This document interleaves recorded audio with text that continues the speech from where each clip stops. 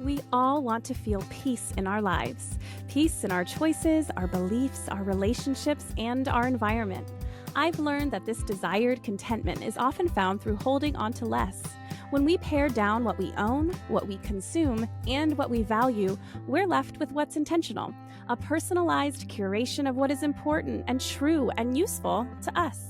I'm Shannon Leyko, and you're listening to Paring Down, a podcast aimed at helping you declutter not only your home, but any area of your life that's overwhelming. Here, we're having interesting and honest conversations about the physical and mental clutter that drowns out what truly matters to each of us. And together, we'll learn how to pare it all down, not for the sake of perfection or becoming rigid, rather so we can move through life with less overwhelm and more joy, wisdom, and peace. We are back. Welcome to the Paring Down podcast. Man, I am in like a kind of giddy mood, you guys. So some of you may have noticed, but I just started a YouTube channel. I actually had one back in 2020. That was just, I didn't have a good theme for it. I just know that I enjoy creating content and it was fun to share. And so I had videos, everything from how to write a book, because I had just finished writing and publishing my first book, to 9 family values that my family and I had. I mean, they kind of ran the gamut, if that's the correct phrase. I always second guess myself when I say things on air. I'm like, is that actually English? And then I go Google it later, and usually it is. But I feel this sense of insecurity that I'm going to put something out into the world that makes no sense. Anywho, run the gamut, I think was what I was going for. So anywho, I have been wanting to start a YouTube channel, but obviously time is a thing. I have a podcast. Obviously, you're listening to it. And if you have noticed, by the way, that there are now ads in the podcast, I appreciate you listening to those or whatever you do to move through those and enjoy this podcast with ads, because that is what's allowing me to do more, right? Take on a YouTube channel and create more to hopefully be helpful for you as you declutter your home and your life, because I can now get a little bit of money from that, right? Money isn't everything, but I can't do everything for free. You know what I mean? So if you notice that, that's because I'm now partnered with Cloud 10 Media, who takes care of that for this podcast. And that is very exciting. So back to YouTube. I started this YouTube channel. I released, when this comes out, there will be 2 new videos other than podcast videos that are up there. And this new idea I had was to do a talk tidy tune, meaning I'm going to just chit chat while I tidy a space. Hopefully that'll motivate you to tidy your own space as you watch me, but then also just to chit chat we're, I don't know, out to coffee on a Friday. What would I talk about? So it's not just talking about what I'm doing in front of me, decluttering or tidying. It's really just feeling like we're having a conversation just for a few minutes. And then I'm going to do B-roll of me cleaning my house or picking up. And as that's happening is the tune. So you get talk, tidy, and tune. And the tune is the fact that I used to be a professional vocalist. So I grew up singing.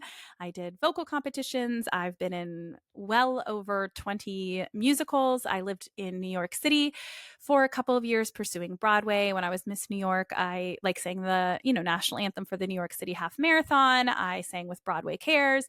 Music was my life. I was a singer at Busch Gardens Williamsburg, the theme park, when I was 21 years old. That was a time. My goodness.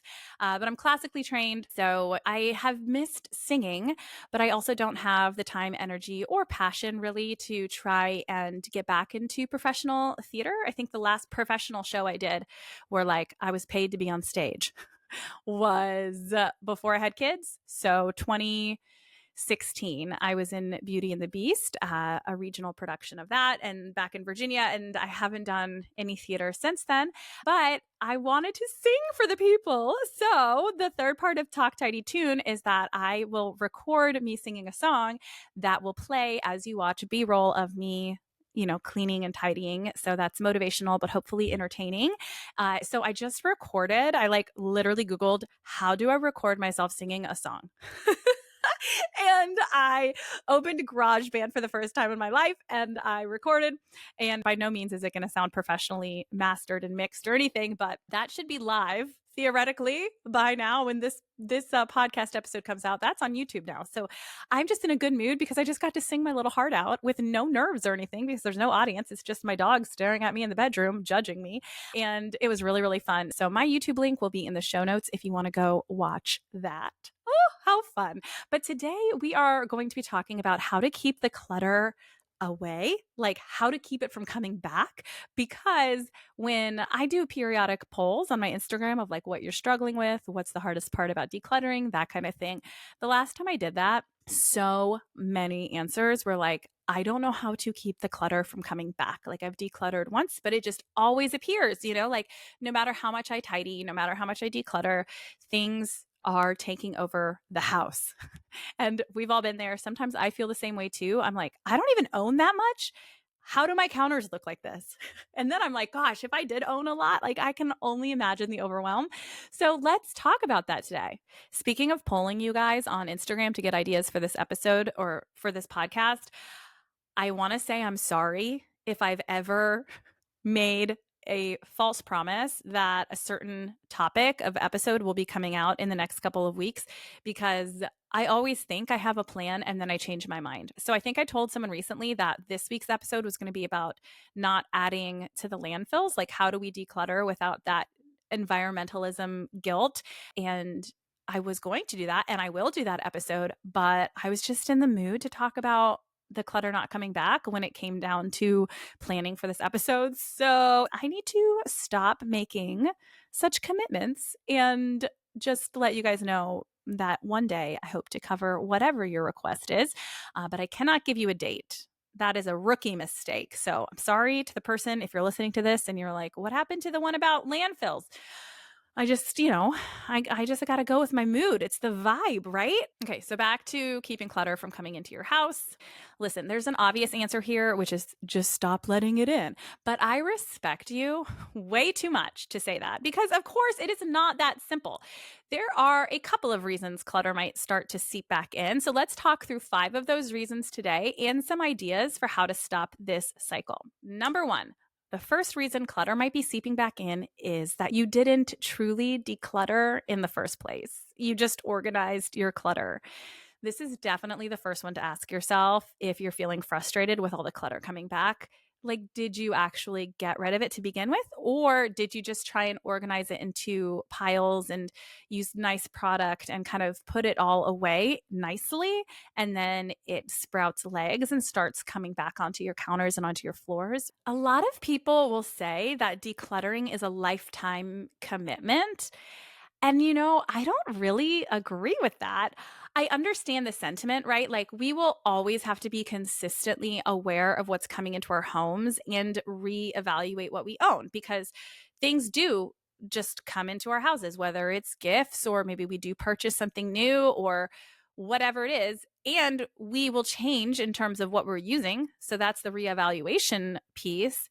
But that's less like decluttering, and it's more so just like living a lifestyle of mindful consumption and intentionality. Some people call it the maintenance phase or the maintenance stage. But decluttering itself is this big act of getting the clutter out. Maybe it's big, like you do it all at once or you do it in huge chunks, or maybe you do take it in smaller chunks like we've talked about. I mean, in all the episodes here, you've heard different professionals come on and they each kind of have their own take on what's the best way to do it. But whatever it is, getting the clutter out is the decluttering. You're not just maintaining a decluttered home. And there is a bit of a difference there. So maybe you've tried to enter the maintenance stage before you're ready. Like you should just do one big declutter and that's it. Like for hopefully the rest of your life, you don't have to do another decluttering session if you've done all of the decluttering to start. One of the reasons you might have skipped that step or might have just thrown your hands up and been like, I'm good, I'm fine, everything fits, right? It's because you could organize it, right? So it was organized and you felt like you had done what you were supposed to do. But organization can be really dangerous because it makes the clutter look nice. So if you remember last week's episode with Kanika Williams, she came on and talked about all these home organization tips, which was an amazing episode if you haven't listened to that. She even shared that you don't always need product in order for you to live in a functionally organized space. Sometimes product can absolutely help, but ultimately, When you've really decluttered, you really don't need a beautiful organization system if you don't want one or you can't afford one or whatever, because you don't have stuff to put in them. Our bathroom cabinets under the sink in our home don't have any organizational shelves. Well, that's not true. One of them does have like these little drawer things, but I'm thinking about my side of the sink. There's nothing in there. Like there's no organizational product in there because there's just not enough that having the product would make it more functional. Everything has space, nothing's knocking over, nothing is layered, and I can just like reach in and grab whatever I need. So when you've hyper organized a space, that's usually a sign that you did not hyper declutter the space, because if it needs to be hyper organized, that still means there's a lot of stuff there, you know? Now, I'm a big fan of course, make your space look beautiful, especially if that's important to you. Like you can use the product or do whatever makes you happy to make your space feel calm and orderly. I'm just saying to be careful that you're not masking clutter with organization. So that's really the first thing. If you notice that the clutter keeps coming back, especially if it's coming back quickly, the first question is to ask yourself, did it ever really leave? Am I keeping too much to begin with? And it might mean it's time to do another big, serious declutter.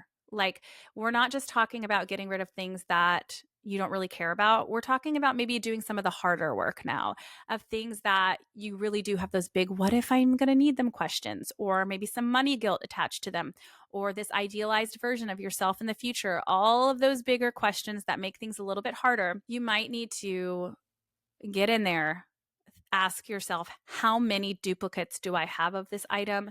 Is this actually making my life better? Or is this adding to the clutter that's collecting its little legs and ending up on the floor and my counters? Okay, the second reason that your clutter might be coming back is that you don't have boundaries in place for what you allow in. I always encourage you to make decisions ahead of time so that when you are faced with the clutter, you're not experiencing these delayed decisions, because so much of our clutter is just something that we don't know what to do with right now. So it's a delayed decision and you're like, okay, I'll figure out what to do with that later. And then it sits there and then you have a whole pile of I don't know what to do with it. And that's a clutter pile, right?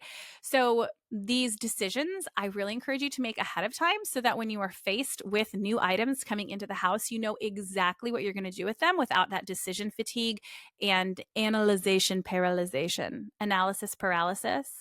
I think is the fun little term for that. So, for example, how will you handle mail? Know ahead of time what your plan is. And I have an episode that I talk about doom piles and mail. It's episode 22 of this podcast where I really share what mail system works for me. Right. But there was a little bit of trial and error for sure.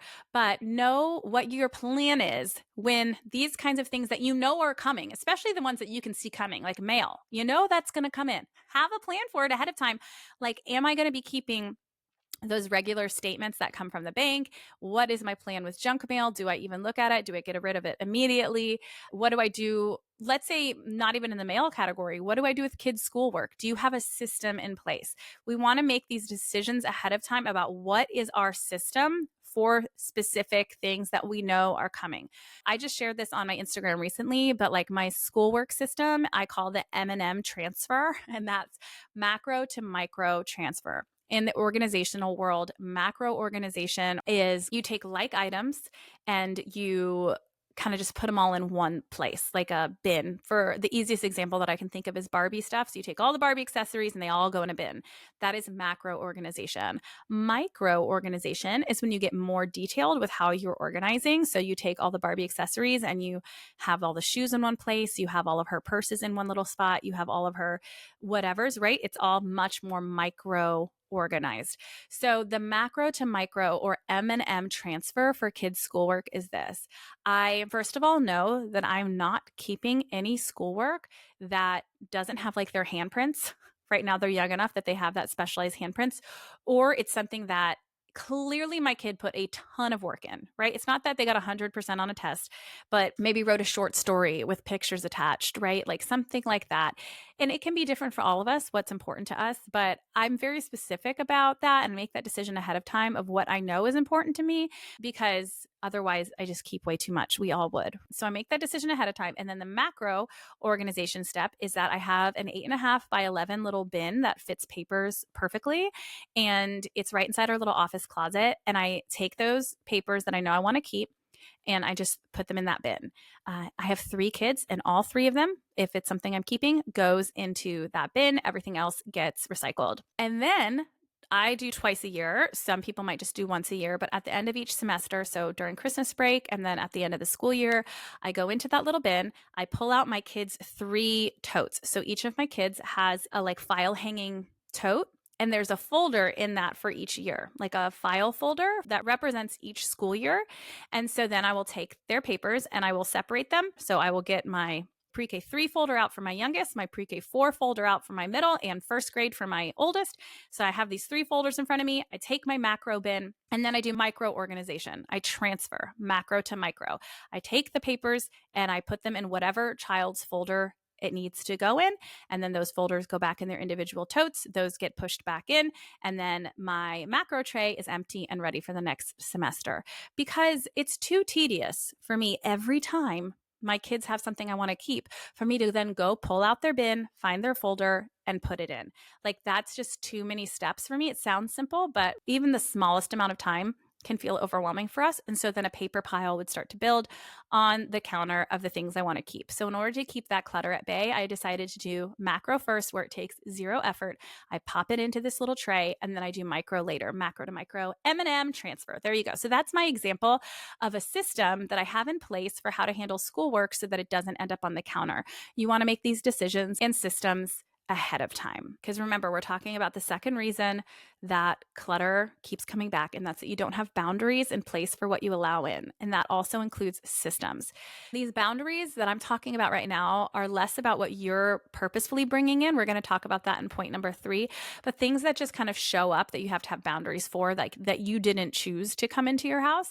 So another example of this might be like freebies and swag. So when we go to this one restaurant that my kids love, they serve dinner on a Frisbee. And that's part of the reason my kids love it. They don't use Frisbees. They never play with Frisbees, but boy, are they excited when their burger is served on a Frisbee. So we don't need Frisbees. Like I said, my kids don't play with them. But am I going to have them throw an absolute conniption fit by not letting them bring those Frisbees home? No. Pick your battles in life. You know what I mean? So I will donate those to a school or to an aftercare program, or I'll bring them to Goodwill, whatever. I don't let more Frisbees show up in the house. So when we come home with a freebie like that, where I'm like, all right, we already have one Frisbee, I immediately put those into the donation pile for me to decide where to take them. Same with goodie bag items, anything like that that's coming into your house that is not by choice. And we have the holidays coming up, so buckle up, babies. I know exactly what I'm doing with them, right? Goodie bag items go into this little plastic bag. When it's full, I send it with my kindergarten. Well, he's in first grade now, with his teacher who gives out little prizes on Fridays. And that now can be donated to her class for prizes, right? So I kind of have these rhythms of things that I'm used to coming in our house, and that will change throughout the years. I won't have kids that are goodie bag aged forever. But, you know, even swag, like when you buy a certain amount of wine bottles at the store and they're like, oh, this comes with a free tote, or you go to some event and they give you a water bottle with their logo on it, that kind of thing. My hard boundary is I immediately declutter those items because I was fine without that. I don't need another water bottle. My life was fine before this freebie showed up in it. So unless it's like sticky notes, which I do love a good free sticky note, then it's going to be decluttered. That's my boundary. You might have boundaries for hand-me-downs, right? So kid stuff people are giving to you, or random, oh, do you want this? Like, do you want this kitchen thing? Or do you want this decor? It's so cute. I don't need it anymore. And being able to say no. And I do have those 2 episodes about the guilt and fear of decluttering gifts, as well as what to do with gifts that are clutter. And you can go listen to those because that kind of plays into this here. But to have boundaries in place is going to be huge for that clutter not coming back when you're like, it's not even my fault. I didn't even go buy it. Well, part of life is that there are certain things that are out of our control that other people do or that come into our lives. And we need to have self boundaries, not expect other people to match our level of caring about this, right? Like we can't force other people to change their behavior. We can only change ours, and that's a self boundary.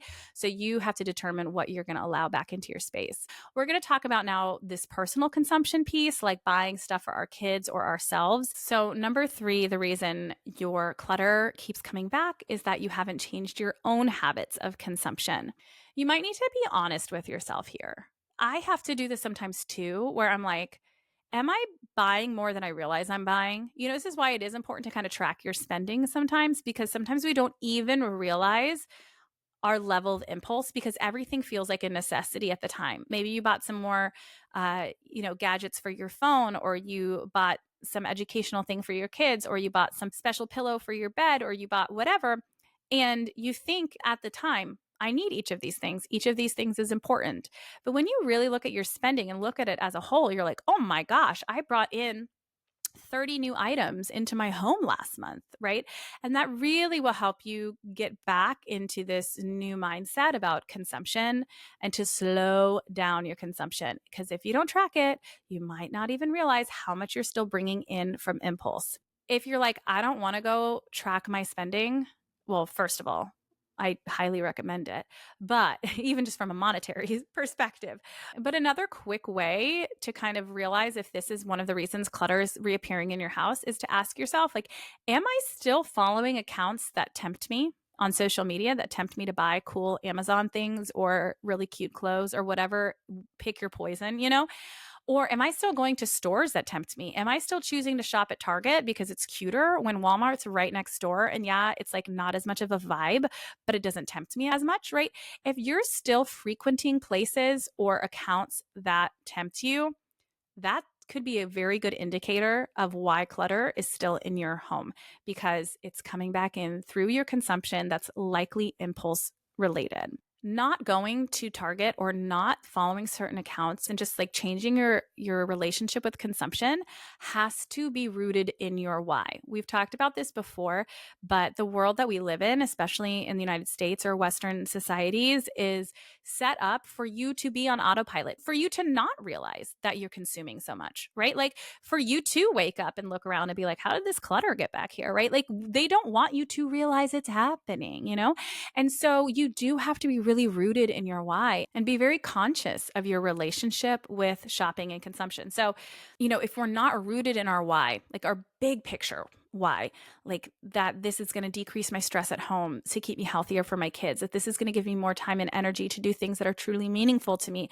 that this is going to put more money in the bank for things that actually matter to me so that we can save, that this is helping me focus spiritually on what matters, which are not things of this earth. Whatever it is for you, you have to be rooted in that why, because otherwise our hearts will want to like get that stuff for our kids, because in the moment it feels generous and loving when our kids at the store and they really, really want this cool new game or this cool new toy, right? And you're like, oh, whatever, what's one? Like, I want to make my kid happy. Or you get something for yourself. And in the moment, it feels like self-care. Like you feel like this is really going to benefit your life, or you're going to feel really confident when you buy this. And if you're not rooted in your why, then those momentary feelings of this is good are going to overpower the big picture question, is this good, right? Like big picture, if we buy our kids toys, it clogs their play spaces and that really kind of dampens their imaginative play. Or big picture, if we buy that sweater, it creates more work for ourselves. So you have to stay rooted in that why and that awareness of your big picture so that those momentary temptations that sound really, really good don't take precedence over your deeper reasons of why you don't want clutter in the long run. The fourth reason that clutter keeps coming back is you don't have set routines to maintain a decluttered space. This is a little different than those systems that I was talking about. Those are systems to maintain those boundaries of what's coming in.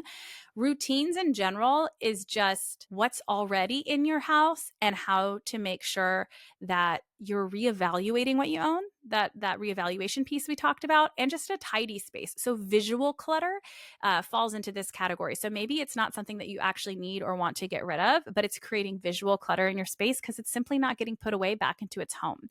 So different routine examples might be the daily reset, which you've heard of before. So this for us looks like once a day, I make sure all surfaces and floors in our main area, so that's our kitchen and our living room, are cleared off and the mudroom is taken care of. And that means all the kids' shoes are back in their little bins. It takes me 2 seconds. But if our mudroom is cleaned up and our floors and surfaces in our main areas are good to go, I'm good. That means that I've taken care of any mail or any kind of papers that are on the counter. That means that I've thrown toys back into the toy room if I need to. Like, I'm not worried about the toy room. That's not part of my daily reset. You know what I mean?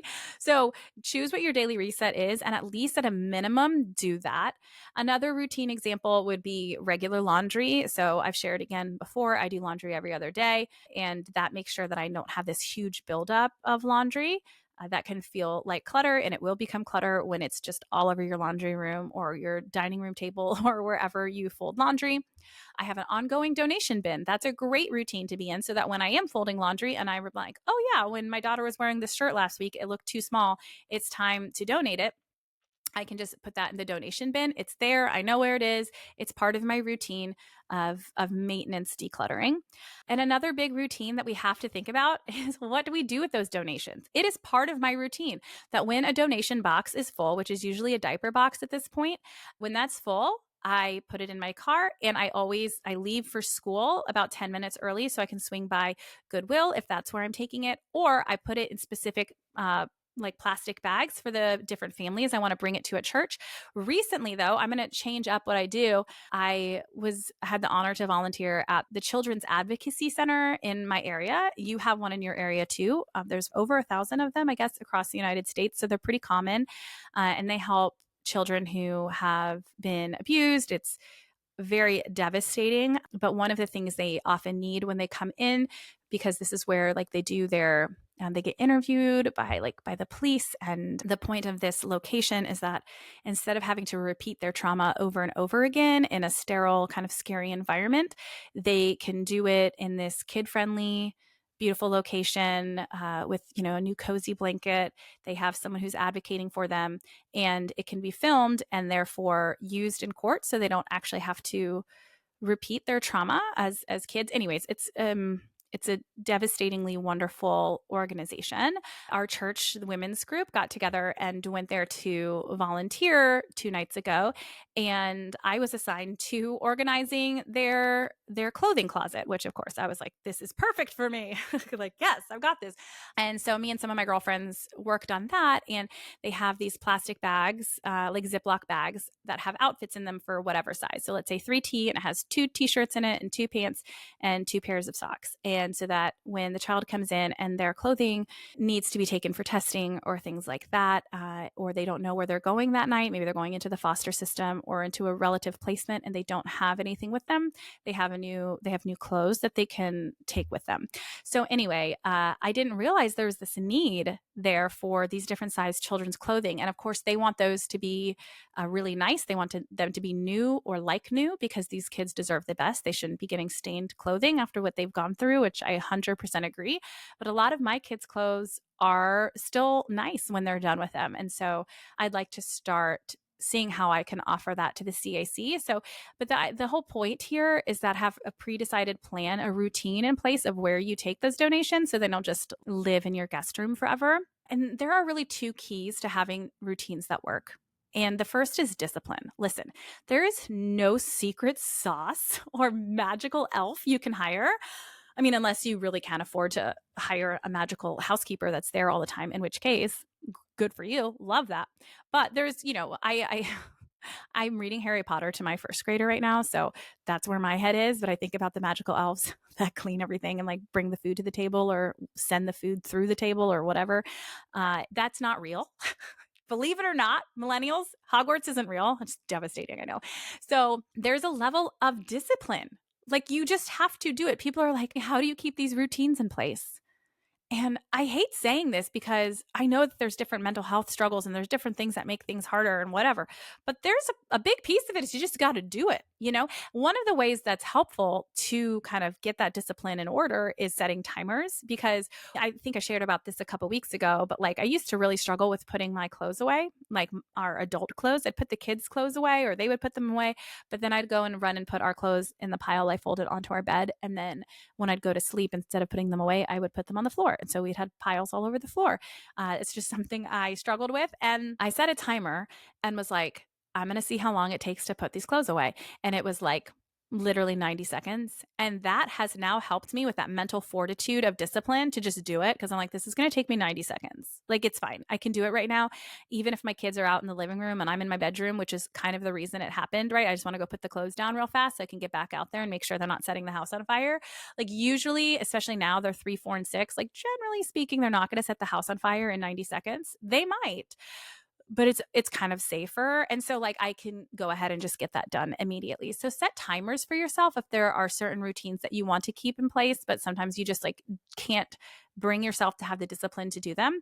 Once you know how long they actually take, like objectively, it'll help you with that mental fortitude to keep going. And then the second piece, the second key to having a routine that works is making it habitual. So every time you fill up your water bottle, you do a scan of the fridge to make sure there's nothing that's expired so you don't have like cluttered, nasty food in there. Maybe it's every time that your kids come home from school, you immediately walk over to the kitchen island and go through their paperwork, or just like make it part of your routine and make it a habit so that like your body is used to it. Like you know exactly which counter you're walking over to with the backpacks to go through the papers, to sign what you need to sign, to throw away the ones that you don't want to keep, and then to take the ones to your macro bin. Like for me, it's habitual at this point, right? And so do as much as you can to make these routines habitual, and that's how you can stick to them. Okay, and the very last reason that your clutter might be coming back is that your expectations are just too high. So this one, I hope, is designed to make you feel good and recognize that sometimes we think the clutter has come back, but really we're not just accepting the fact that we're human beings who live inside of our spaces. So your space does not need to look perfect all the time. It doesn't need to be tidy 24/7. Your partner or your kids are not just like abnormally awful chaos balls and it's all their fault that the house is a mess. Like they're humans that live there and maybe their threshold for tidiness is less than yours, but that's okay. Like they can be them and you can be you, like I think about for myself too with this whole like struggling to put my clothes away because I put them on the bed, or sometimes I just don't want to pick up. And like, that's fine. That's why I do one daily reset. I don't do 3. If someone comes to my house at like, I don't know, 3 in the afternoon, they're going to walk in and be like, you have a decluttering podcast? Because it doesn't look perfect. The dog has dragged her toys everywhere. The kids have taken half the toys from the playroom to the living room. There's dishes by the sink because I've been working all day. And, the house looks like people live there, believe it or not, because we do. So to me, that's not clutter. Now, clutter is the stuff that you don't want to keep. I kind of mentioned this in the last point. So it might just be a matter of tidying, like you need to tidy. And if it takes you too long to tidy, if it gets too overwhelming, if there's layers of clutter because you don't have those routines in place to retidy regularly, so then it's like days and days of like this stuff building up, that's probably a problem because that's going to overwhelm you.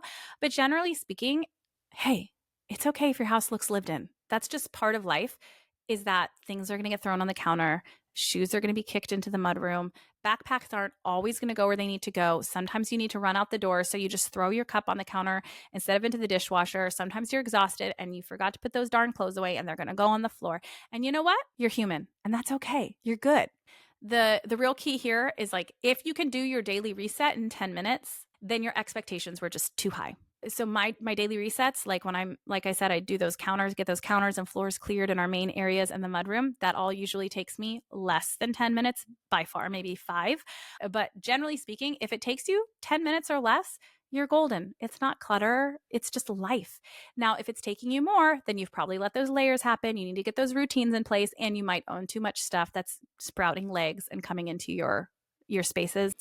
So I hope those 5 points of how to keep the clutter from coming back were helpful. The first one was maybe you didn't declutter in the first place. And so you have to ask yourself, do I need to do more decluttering? The second one is maybe you didn't have boundaries in place for what you allow in. So you might want to set some of those systems and boundaries in place. The third is you haven't changed your own habits of consumption. So be really honest with yourself about what you're buying. Do some evaluation of what temptations are still in your life. The fourth one was that you don't have set routines to maintain a decluttered space. So think about some of those routines that will keep the visual clutter at bay and use that discipline and those habits to make that work. And then, of course, the last one was that maybe your expectations are just too high. So be kind to yourself. And if you can do your daily reset in 10 minutes, it's okay that your house looks like people live in it. That's not necessarily clutter. As always, thank you so much for being here. It would be amazing if you could leave a 5-star review, just like tap the 5 stars. I have 92 reviews right now on Apple Podcasts, and we hit 1 year of this podcast in like 2 weeks from now. And it would be so cool that at the 1 year mark to have 100 reviews. Oh my gosh, that'd make me so happy. You don't have to even write anything, just tap the 5 stars. It would mean the world to me. If you want to write a little bit of a blurb, that is, even more amazing. That would mean the world. But yeah, if you could do that, if you enjoy this podcast, it really does help so much on the back end of things to have those reviews there that help new listeners come in and helps the podcast grow and reach more people. And then, of course, if you want to go check out my YouTube, hear me sing a song, all that good stuff, that link, along with all my other resources, are in the show notes. So I will see you next week. You just listened to an episode of Paring Down with me, Shannon Leyko. If you enjoyed the show, it would mean the world if you can leave a review wherever you listen and share this episode with a friend. Those reviews really are what keeps a podcast on its feet for the long haul, and I will read every single one with a huge smile on my face. So thank you ahead of time. If you're watching on YouTube, don't forget to hit subscribe. Also, be sure to follow along on Instagram at paring_down, where I offer lots of tips and inspiration for paring down, along with what's new here on the podcast. Till next time.